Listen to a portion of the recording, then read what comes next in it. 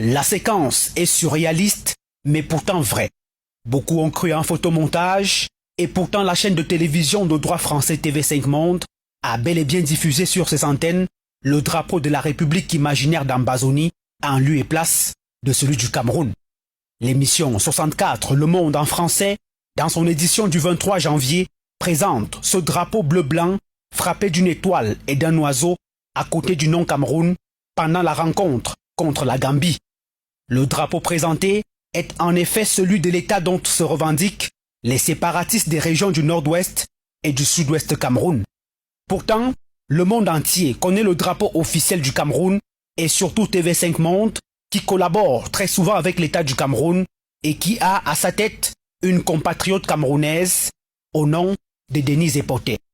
Cet instrument de domination et de manipulation de l'Occident sur l'Afrique sait pertinemment que le drapeau du Cameroun est dominé par 3 bandes verticales de dimension égale, le vert, le rouge et le jaune, avec une étoile dorée sur le rouge.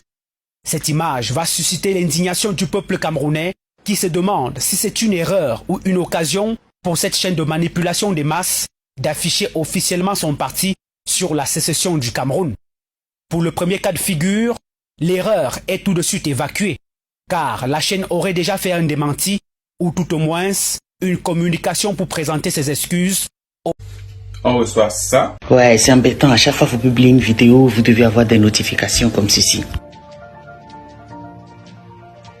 Je sais que je crie haut et fort que je suis contre les... Ça.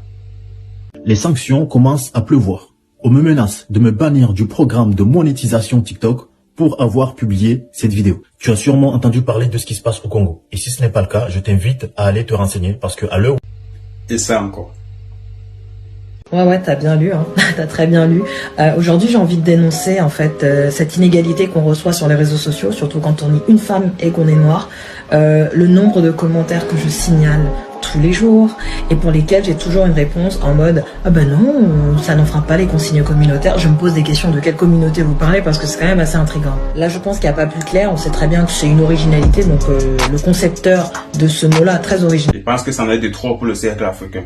Liberté de communication, de partage et de connaissances. C'est la raison pour laquelle nous avons mis sur pied le réseau social africain Djibawol, disponible sur App Store et Play Store.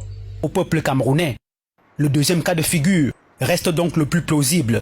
TV5 Monde, selon certains observateurs, a tout simplement voulu profiter de la grosse audience de la CAN pour afficher officiellement sa position sur le Cameroun.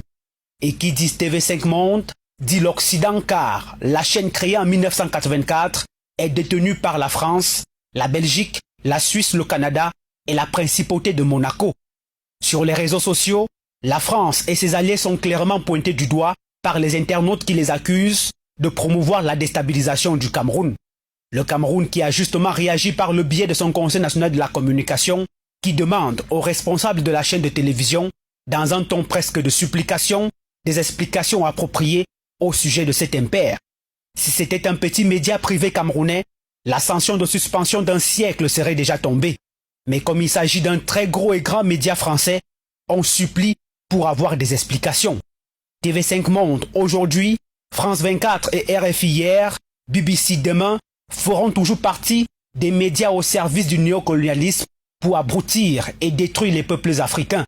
Mais des médias qui sont toujours traités par nos gouvernants avec le plus grand respect. C'est à eux qu'on réserve les exclusivités et l'accès à toutes les sources d'information. Conséquence, ce qui est dit dans ces médias est du pain béni pour les peuples africains.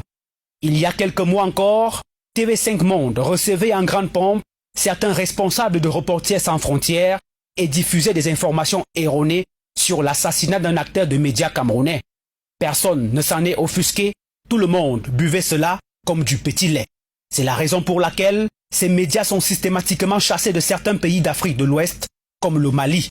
Ce sont tout simplement des instruments au service de la destruction et la domination de l'Afrique.